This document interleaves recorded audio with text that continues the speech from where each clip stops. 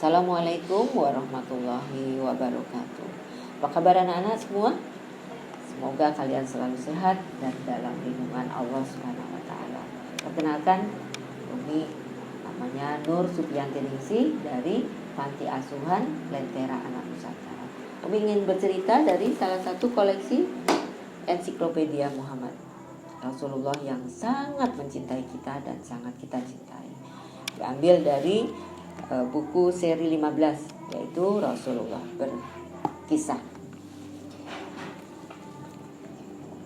Anak-anak tersayang, Rasulullah mengajarkan bahwa amal soleh bisa kita libatkan, kita masukkan, kita sertakan dalam doa kita kepada Allah untuk mengharapkan kebaikan Allah Subhanahu wa taala. Rasulullah tidak mengatakan begitu saja, tapi beliau juga melalui kisah-kisah. Ini mau dengar kan kisahnya? Ada sebuah kisah tentang 3 sahabat yang sangat akrab, 3 laki-laki yang bersahabat. Suatu saat mereka berjalan, melakukan perjalanan yang cukup jauh, perlu waktu berhari-hari. Di malam itu, suatu hari mereka harus bermalam di sebuah perbukitan. Mereka melihat ada sebuah gua untuk berlindung di malam hari. Masuklah mereka ke dalam gua tersebut. Tapi tiba-tiba bergulir sebuah batu besar menutupi pintu gua. Mereka panik. Lalu apa yang harus kita lakukan? Kita akan mati kelaparan di sini. Lalu mereka mendorong batu-batu itu untuk agar terbuka pintu gua. Mereka mendorong terus. Tapi batu itu tidak bergulir sedikit pun. Lalu mereka mulai putus asa dan mulai lelah. Salah seorang dari mereka, tadi kan ada 3 ya. Salah seorang dari mereka berkata, kita bisa mati kelaparan kalau seperti ini.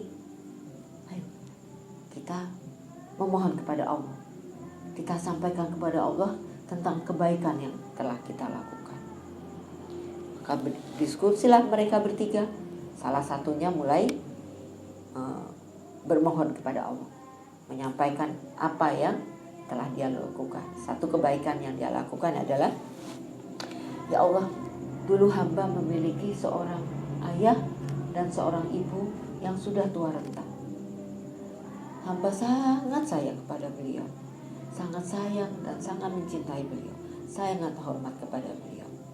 Sampai apapun aku prioritaskan melebihi kasih sayangku kepada anak dan istriku. Salah satunya, hamba selalu memberikan beliau lebih dulu minum susu.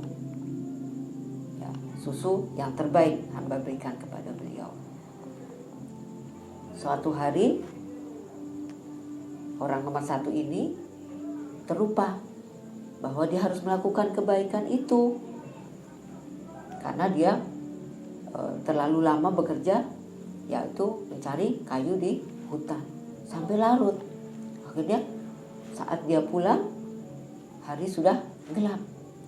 Langsung dia memerah susu. Tapi ternyata setelah sampai di kamar orang tuanya sudah terlelap tidur dengan kondisi sudah lapar, dan pasti sudah lapar dan haus. Saking merasa bersalah, dia menatap orang tuanya dengan penuh kasih sayang.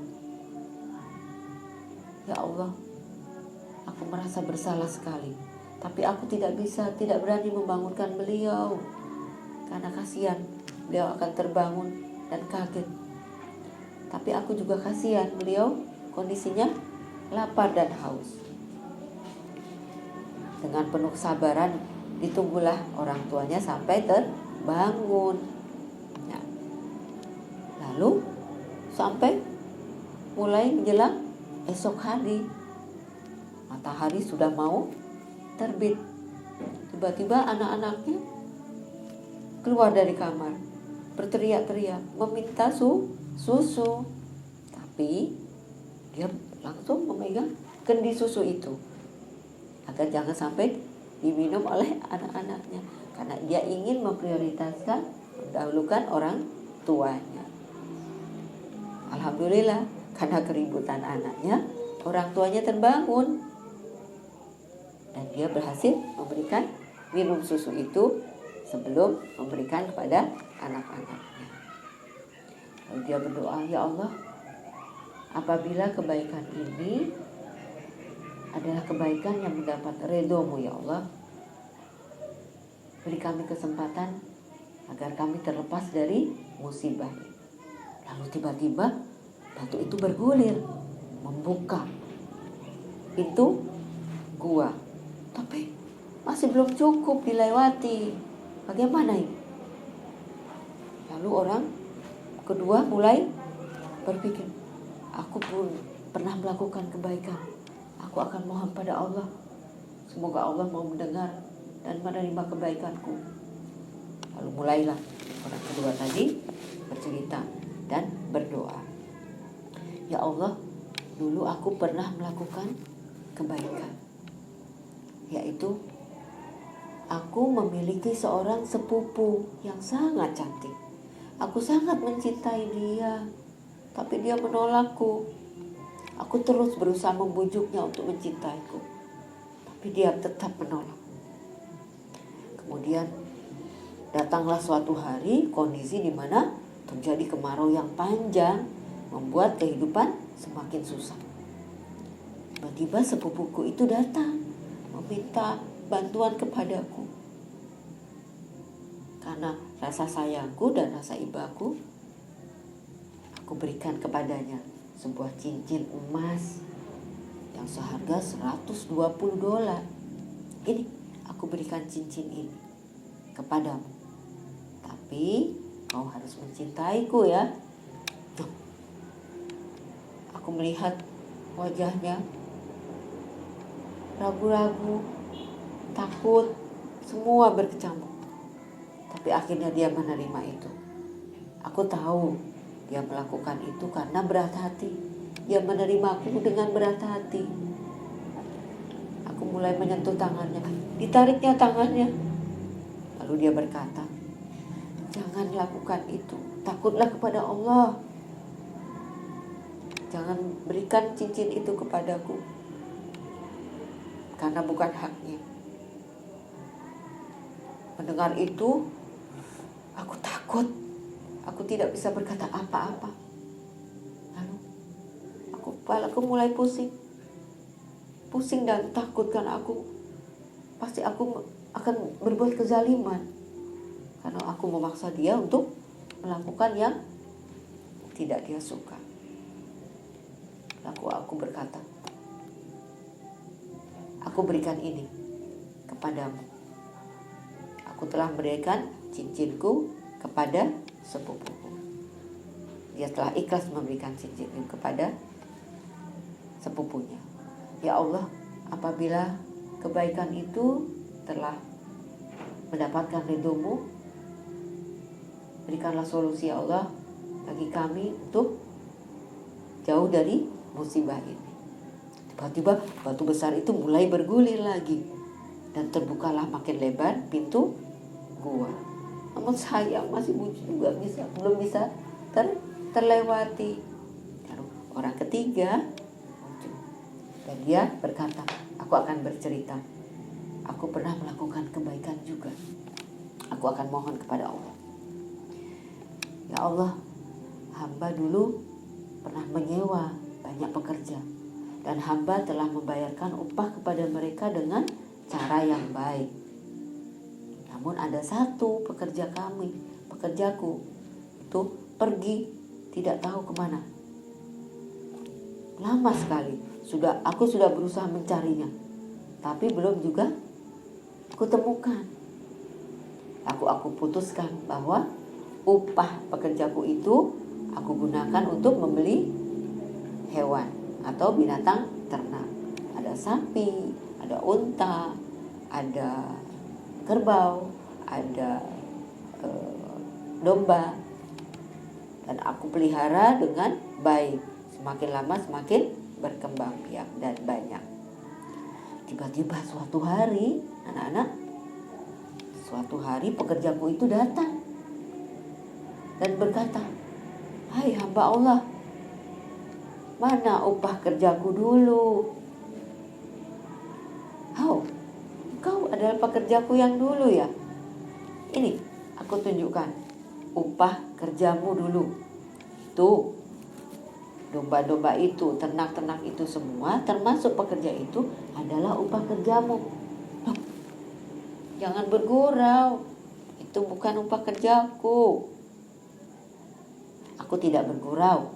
Lalu orang ketiga tersebut bercerita, kenapa bisa memiliki hewan ternak sebanyak ini dan menjadi upah dari pekerjanya.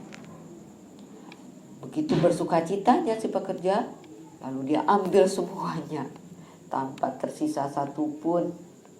Dan aku rela ya Allah, bahwa itu adalah haknya pekerjaku. Aku berikan semuanya.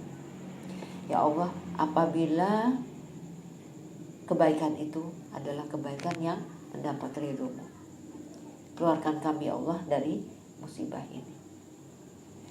Tiba-tiba batu itu bergulir dan terbukalah dengan sempurna pintu gua tersebut. Mereka begitu sukacita. Alhamdulillah, begitu mereka bisa selamat dari lingkungan gua, di dalam gua. Itu. Begitu cerita itu berakhir, mereka lepas dari kesulitan terjebak di dalam gua. Demikianlah anak-anak, Rasulullah banyak bercerita, mengajarkan tentang kebaikan, tentang amal soleh, karena Rasulullah ingin menekankan pada kita harus menjadi hamba yang penuh dengan hati yang baik, dengan amal soleh yang akan membawa kita kepada kelimpahan rahmat Allah. Rasulullah banyak bercerita tentang kisah-kisah yang inspiratif. Ini senantiasa membawa kita, mengingatkan kita, menyadarkan kita bahwa hidup ini sebenarnya hanya sementara saja. Seperti halnya seorang hamba, seorang musafir yang sedang melakukan perjalanan jauh dan sedang beristirahat di bawah sebuah pohon. Dia harus segera melanjutkan perjalanannya menuju kehidupan akhirat yang abadi. Demikian anak-anak, salah satu kisah dari buku-buku Ensiklopedia Muhammad.